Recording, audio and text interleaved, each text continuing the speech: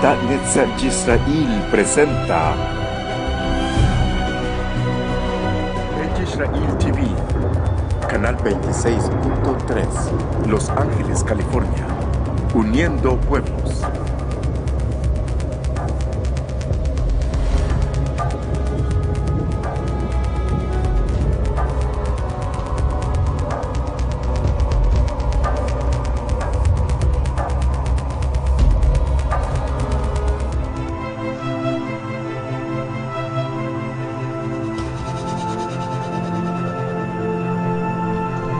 Israel TV, canal 26.7, Los Ángeles, California, uniendo pueblos.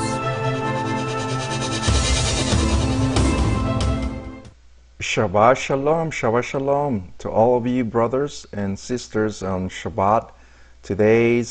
It's another Parashat that our Creator has given us for us to study, and I'm very happy because once again, this is a continuous education for us to grasp more and more about the Torah, about the instruction of our Creator every single time. And remember, the parashats or the Torah portions is for us to learn throughout the week. And so we have a handful all the time on learning Torah. Once again, it's not just for Shabbat. It's always to immerse into the scriptures, because that's how we're going to get to the level of understanding Torah, to learn all the time. So today's parashat is Beshalah. Beshalah means when he let go, referring to our Creator when he strike the Egyptians with 10 plagues. Remember that these 10 plagues were really a miraculous thing, how the Creator showed himself as Yahweh Sabaoth. Not the way he demonstrated himself, he showed himself with our forefathers, Abraham, Yitzhak, Jacob, but in this case, he fully gave his power to these pagan nations. So, and at the same time, to our forefathers when they were in Misraim, in Egypt. So it goes both ways.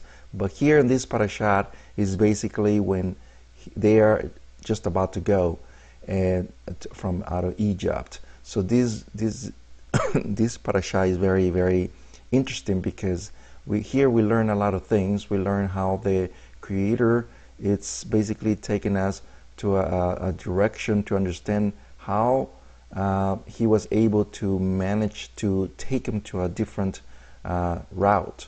So let's jump into it.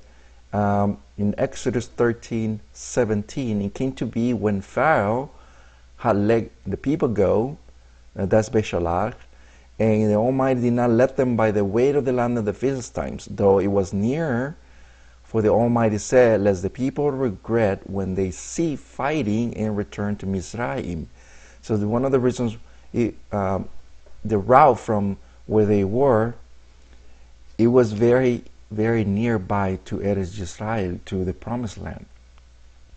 But the reason why he not let go is because that path was the Philistines. The Philistines were people that they always been fighting with our forefathers in that land. And nevertheless, of course, remember that they were just barely coming out of Egypt. So they were, in a way, even though the Creator was there, but they were going to face some difficulties, and that we need to go to extra writings. There are some writings that stated that they're about 30 years before, about 30,000 Israelites fled from Egypt. Okay, 30,000 fled from Egypt, and they were from the tribe of Ephraim, I believe. That the tribe of Ephraim, they left, and so to make the long story short, they went to that path of the Philistines. They defeat the Palestinians defeat Ephraimites, the tribe of Ephraimites, and all the bones were scattered on the sand. So that's one of the reasons why the Creator did not one of the reasons why they did not let them go, because they were going to be afraid to see all these bones, knowing that it was going to be their fate as well. So there's another reason also, is because is to test them, to let them go in a different direction, and to test them to see what was in their heart as well. So there's a lot of reasons why the Creator, he did not let it go in a very easy way. But here we can pretty much see that because of the reason he did not let them go in a very easy way, because they were going to be afraid. Now, in the next verse 19, Moshe took the bones of Joseph with him, and he certainly made the children of Israel swear, saying, the Almighty shall certainly visit you, and shall bring my bones from here with you. So in this verse, we have to remember the previous parashats. The previous parashats were how Joseph made his brothers swear, just as well Joseph himself made his father Yaakov made him swear that this code, in other words, visit you, pakat. Pakat means to visit. Pakat means to visit. He will certainly visit you. So that code, it needed to be passed on. So here is remembering that code of pakat, that it will certainly visit you. So Moshe, remember that he was awakened with that code when the Creator revealed this code to him, pakat, to remember the children of Israel, that Yahweh himself was going to visit them in Egypt, in slavery. So in the bondage that they were certainly remember these things. And nevertheless, they did not forget about the bones of Joseph. They needed to be buried or placed in a special place where Shechem is the place where the cave was. Now, let's remember something, since we're talking about that.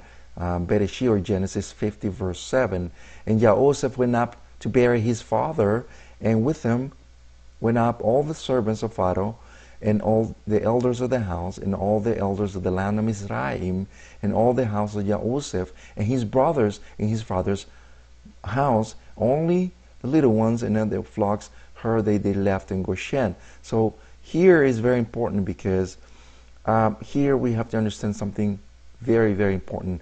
Here, Joseph did the same thing.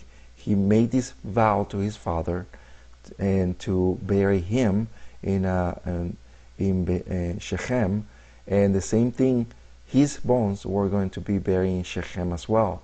So they keeping the code and the promise alive as we speak. So here, the next one, we can see pretty much how the children of Israel remember, and we have to, I'm sure we have seen a lot of movies.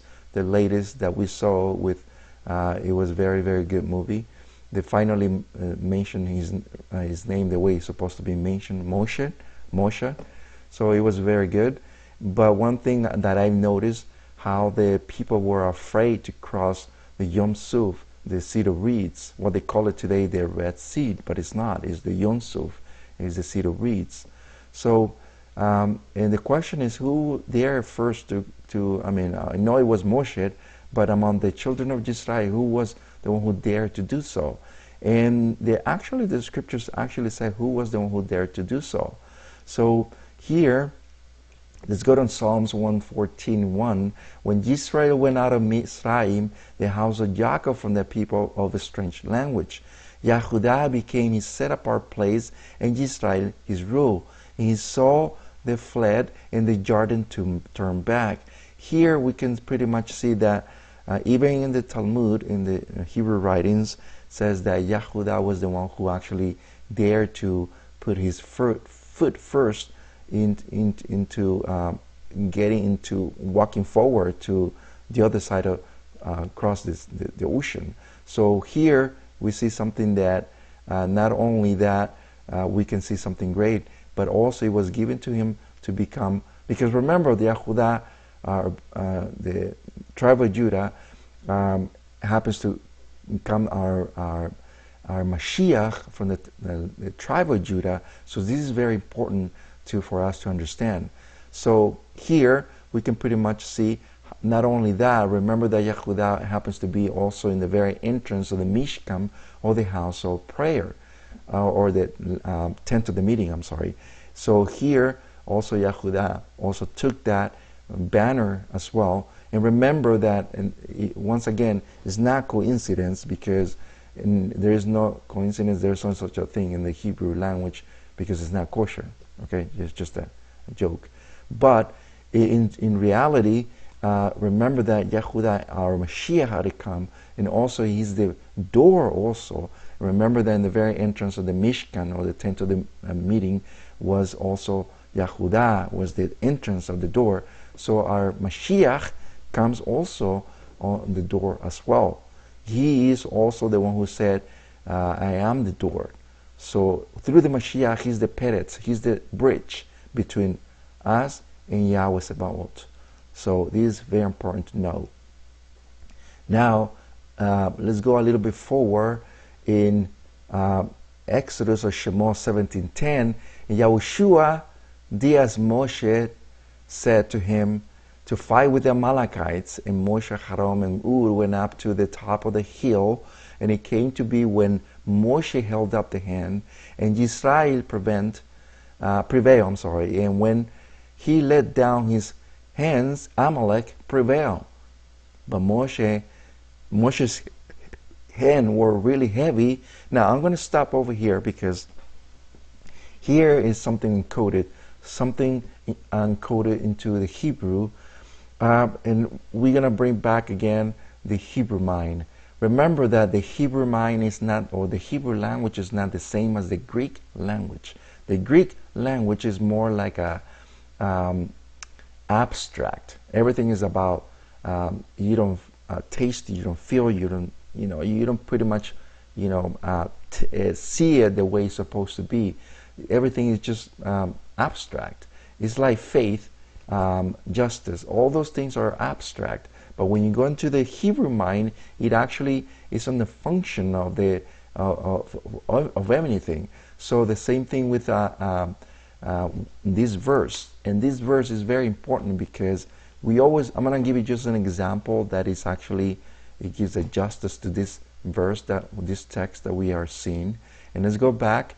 In verse 12 says that when Moshe's hands were heavy, so they took a stone and put it under him, and he sat on it, and Aharon and Ur supported his hands, and on one side of and the other side of his hands. But look what he says, and his hands were steady until he's going down the sun.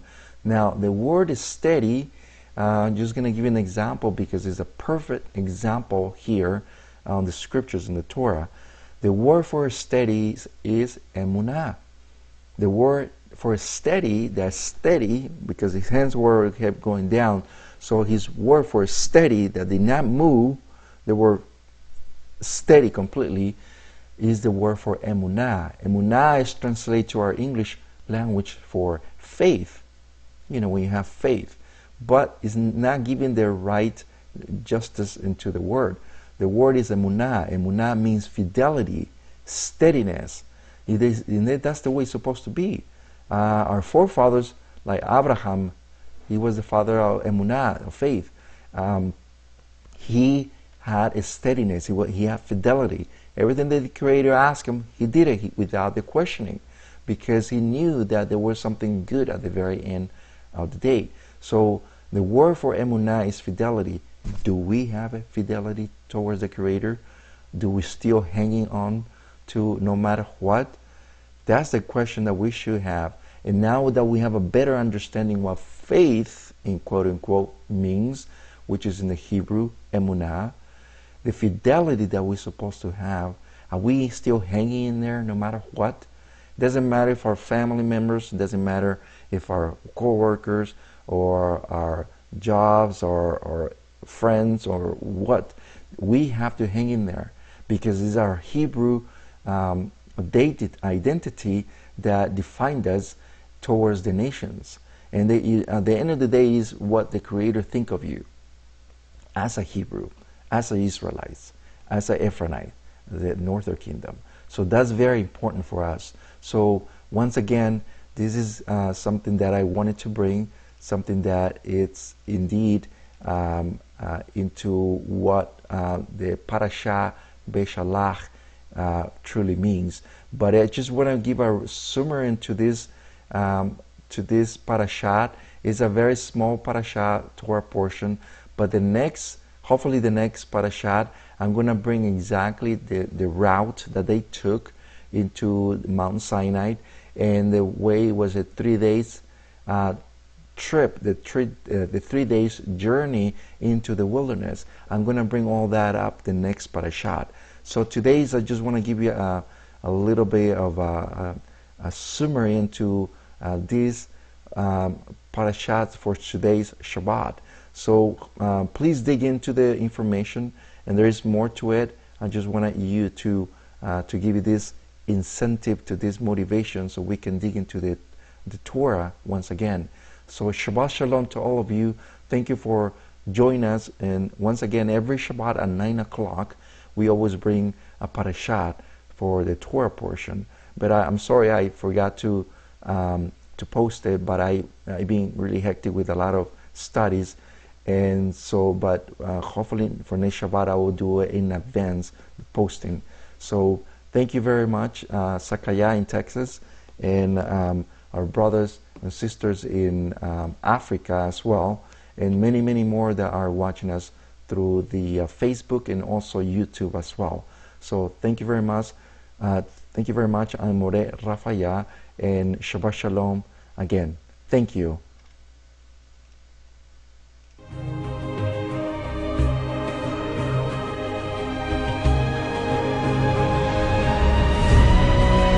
Adat Israel presenta